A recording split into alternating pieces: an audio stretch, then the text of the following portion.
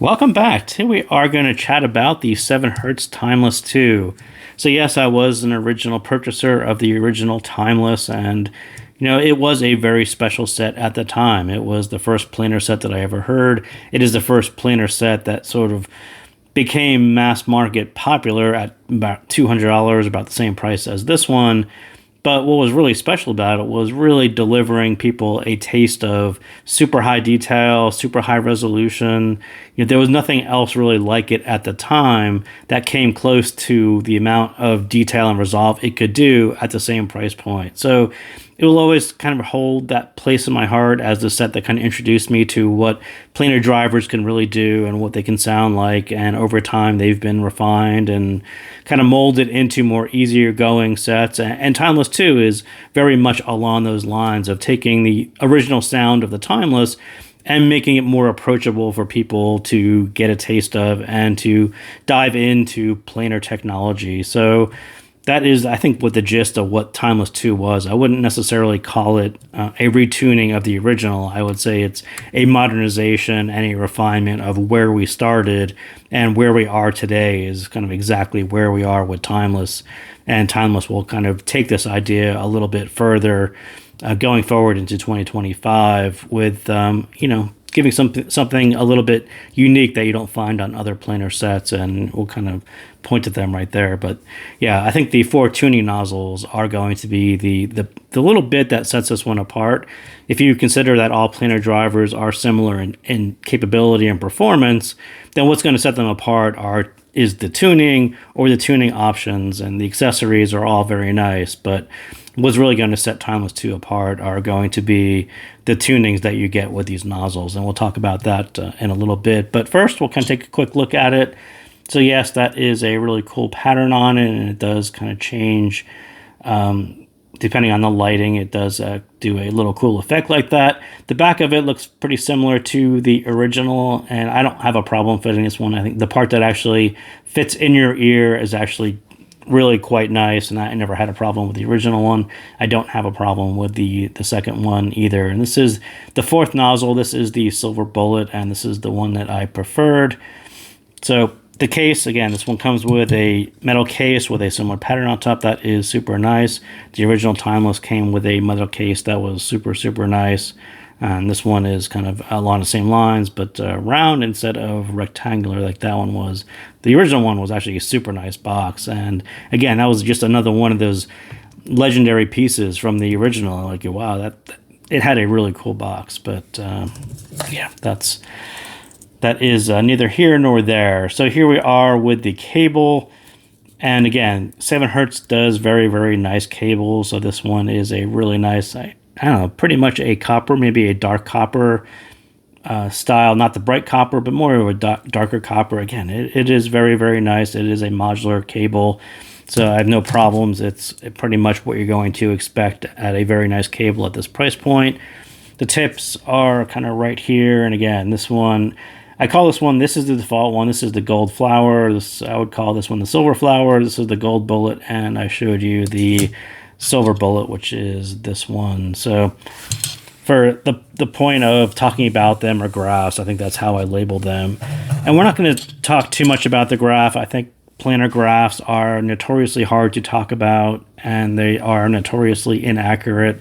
So I'll kind of say that if you look at the base curve on Timeless 2 versus Timeless 1, I think they did tick that up because that was the Timeless AE change. So this does get kind of a little bump in the sub base. But if you look at the general shape of this curve and the level of the curve, it is very, very similar to other planar sets. It is exactly what I was expecting, and it sounds very, very similar to those other sets as well. What is going to set Timeless 2 apart is kind of right here. And having the option of 2 different tunings, and I'm showing 2 for clarity's sake, just so it's easier to see on the graph. But what I would say is the bullet styles tend to be a little bit more forward. They kind of bring in the vocals a little bit earlier, and that really emphasizes what planars are good at, and that's sort of why I was attracted to the Silver Bullet. If you are sort of hesitant about trying your first planar, and you were sort of, maybe I don't want the full planar experience, I want to hear some of what makes planar special, but not so in your face or so, so full on that, I wanted something a little bit more relaxed. I would call that the flowers. So the gold flower, the silver flower, I think those two tend to be a little bit more relaxed, a little bit more natural sounding, a little bit what you may be more used to if you aren't a previous planar IEM owner. So yeah, I do think that this is very, very interesting, the way they move the peaks from the, a little bit more forward, a little bit lower, and then a little bit later, and kind of the way they carry this out there. But this one actually dips down a little bit further, and that's a little bit more attractive to me. I'm not a big fan of a lot of energy in the mid to upper treble in that way. I think, especially on a planar, it just adds kind of a lot of energy, which is a little bit harder to deal with. So even though I will say that the flowers are a little more relaxed in that way, what you're hearing on the silver is sort of this forwardness followed by kind of this downhill tilt to it, and that is very, very attractive to me. And as soon as I saw it, I'm like, yeah, it makes a lot of sense when you hear it. If you just look at it on the graph, you're like, oh, this thing is out there and it's too much to deal with, but it's not the way it sounds in ear at all. So that's kind of it for the graph. I won't harp too much on the graph. As I said, they're not all that accurate. I don't like to talk about planar graphs all that much because it's very difficult to get them to really match what you hear in ear. So we'll start off kind of at the top. Should you actually believe this review? And I would be wary of people who are, too much into planars. I am too much into planars. I love planars. I love most planar sets that are good. I don't like the ones that are bad. But there are some people who just hate all planars, and I think that's kind of an equal bias that it makes those reviews a little bit harder to understand. Everything can't be negative about these sets that have been around for a few years, and everyone kind of keeps on putting them out and refining them, and they getting called sets of the year. So I think you do have to take that into account, that there are going to be some people who just hate them all, and then there's going to be people like me who kind of love all of the ones that use similar drivers and are tuned in a similar way and actually put out planar characteristics across their tuning, and those sets I tend to like all of them. So should you trust anyone who likes the silver bullet? So one thing I noticed just kind of listening to Timeless 2 and catching some impressions on Facebook is a lot of people tended to like the gold flower. I thought the gold flower was okay. It wasn't really my favorite thing. I think it sounded okay. It tends to give you an okay review. So should you trust people who like the one that people said was not good at all, the silver bullet? Take that into consideration too. I like a full-on planar style. I like to have the mids kind of right there. I like to hear the nuance and the resolve and all the things in those sharp little bits to the mids, that articulation in the vocals. I like all of that stuff to be there on the planars, and the silver bullet was the one that kind of got me there right away. So, if that's not your thing, then this review maybe not be for you, and kind of pay more attention to the people who are into the gold flower. So what is Timeless 2 in general? Again, it is a top-tier planar. Those of you who have kind of researched planars in the marketplace, or especially recently, you'll sort of get the hint that a lot of them use similar style drivers. They all kind of are similarly performing drivers. A lot of what makes them different is going to be the tuning, and this one tends to run you through 4 levels of tuning with 4 different nozzles. So more so than other planars that you may have researched, you're going to want to dive in and dial this one in. Go through all of the nozzles, play with the foams, do what it takes to really get this one dialed into what you are expecting and what you prefer. And I'll talk a little bit about what I did, but more so than the other ones that have a single style tuning. That is, and I tend to talk about that tuning as either S12 style, and a more technical style, a little bit brighter, or maybe SO8 style, which was a little bit lower, a little bit warmer, a little bit smoother. This one will sort of take you through all 4 of those in steps through the nozzles. And again, this is really kind of that first planar that tries to bridge the gap of the technical and musical planars in one set. And I think that is, again, what is going to be special about Timeless 2 and what will make it a little bit more unique from the other sets that you may have heard about. So is it better than the original Timeless? I'll say no. I think they will coexist. I think some people will prefer the detail overload and the rawness of the original. As I said, I preferred the original exactly for those characteristics. It was a unique set at the time, and it kind of, when you listen to it, it kind of brings back that. And it's like, wow, that thing was really intense, but it was really cool at the time because nothing else was really like it. It's still a unique sound for planars.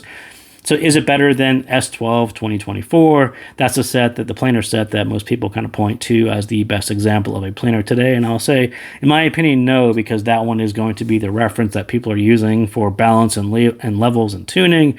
It's going to be very difficult to beat that set unless you want something different, perhaps like the Timeless 2, right? Timeless 2 gives you a more approachable sound with the nozzles. People who don't prefer the full-on planar will very much like the Timeless 2. This is perhaps more important than being the king, right? Giving people options and letting people grow into what Timeless 2 can do is something that you can't get on S12 2024. That is what it is. It's kind of a full-on style planar. This one, you at least have two styles that are more reserved, more relaxed, more conservative, and that is going to be a lot more approachable to most people. So on the nozzles, again, I'll say the flowers tend to sound a little bit more natural to most people. They are less planar sounding, but I would say that they're less nuanced, a little bit less dynamics. I would say they're slightly less resolving. They're just a different style of tuning that is going to be a lot more approachable, and I understand why people review it in that way because it is more approachable and perhaps it sounds a little bit more like a dynamic driver.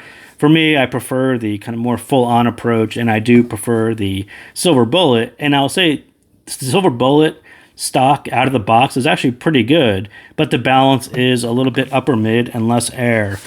And if we go look at the graph, as I said, we weren't going to, but we'll kind of point out this. So this little bit right here takes a lot of emphasis, maybe a little bit away from over here. So what I hear are really, really strong female vocals, but as you're listening to what's happening in the mid treble and upper treble, that becomes a little bit harder to hear on the Silver Bullet in the stock form. And I cheated. I actually listened to S12 2024. And again, like I said, that one is sort of a reference for the balance of how you can do this style right here, but then carry through extension and air, and it all sounds nicely in balance. So I will say that the Silver Bullet out of the box is actually pretty close. And if you go back and forth with S12 2024, you'll sort of hear exactly the difference in the balance. So the first thing I did was take the Silver Bullet. You could actually take the foam out of it, and I won't pop this one. Maybe I will pop it open, and we'll take a look and see if we could actually see it. So there is a tiny piece of foam that's kind of in there. So you could actually grab some tweezers, you could pop that out, and I would actually say that is something, if you actually end up with Timeless 2, you might want to try this. And I will say maybe it's too intense. It actually wasn't too intense for me, but try it and listen to the air region, listen to the treble extension, and you'll kind of get a sense for how stock is a little bit different than with foam. What is that foam actually doing to that upper treble in the air region? And maybe you don't notice it. Maybe you prefer it with the foam. Maybe you prefer to hear more air. But I will say that I tried the Silver Bullet with the EW300 foam, which is the Simgo foam, which looks extremely similar to the foam that actually comes with Timeless. It looks like this. Both of them are very similar. The Timeless foam, of course, is going to fit perfectly in the nozzle. I think this one is not quite the perfect fit, and it's actually a little bit less dense. But what I kind of caught on switching out the foams is kind of closer to being both focused in those upper mids. Those female vocals still have the focus and the nuance and the resolve that I wanted, but then you got more extension and more air. And again, it was just a lot of going back and forth to S12 and kind of figuring out what this was supposed to sound like and why there was just a little bit too much here and a little bit less here. And I would just say level-wise, it just felt like this was a little bit up here, this was kind of down here. And, I think switching the foam out just kind of brought these two a little bit closer together, and it sounded right. And as soon as I heard it, I'm like, yeah, I'm done. This is exactly what I was expecting to hear. This is the experience that I wanted to have with Timeless 2. And, it's a really, really small difference. So I will say that Madonna's Oh Father was one of those tracks that I just kind of went back and forth over and over again because of how that track is set up. Her voice, that strong female voice, has to be kind of right there front and center. You want all that resolve, all that nuance in her voice, but everything around her has to be at a level that it can be heard as well. And that is kind of this balance that I am talking about of kind of the upper mid, lower treble versus what the upper treble and the air region. And getting all of those two in sync was kind of a lot of that track. So very cool. I wouldn't say go out and buy bags and bags of foams and you're going to run through all of them just to see what works best in a nozzle. But you can take the foam that's in there already. You can pull it out. You can change the orientation of it. You can move it a little further back, further in, see how that affects the sound. And like I said, really focus on how it's affecting that upper treble. And I do think that the foam is kind of catching a little bit of the upper air in that way. So that is sort of where I was focused and really how to dial in the silver bullet. So, I think people had kind of the right idea and they said, oh, this little region right here is super intense and it's too much for me. But what I would say is it sounds more intense because it was harder to hear everything around it. When you kind of bring these levels closer together, this kind of stretches out the treble and it becomes a little less noticeable and it sounds a little bit more linear. And as I said, it just everything was sort of right in place, exactly what I was expecting to hear on Timeless 2 as soon as I made a small change. And so as I said, very much do play with the nozzles, even though I focused on the silver bullet and that was my preferred one. You're going to want to run through all four of them, poke at them, really find the one that appeals to you and the one that actually works well with your ears and your library. So now we'll kind of go through things that I would say don't matter as much. Like for me, a lot of what Timeless 2 is right there in the nozzles and finding the nozzle that works great for you.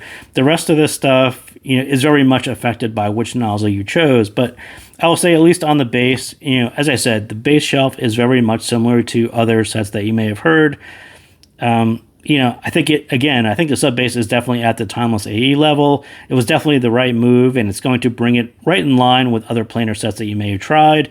Also, with the silver bullet one, the bass feels a little bit more defined, a little bit less sub-focused. There's just a little bit more definition to it because you're getting a little bit more upper range. Similar to other top planers, I think all the planers have very similar bass styles.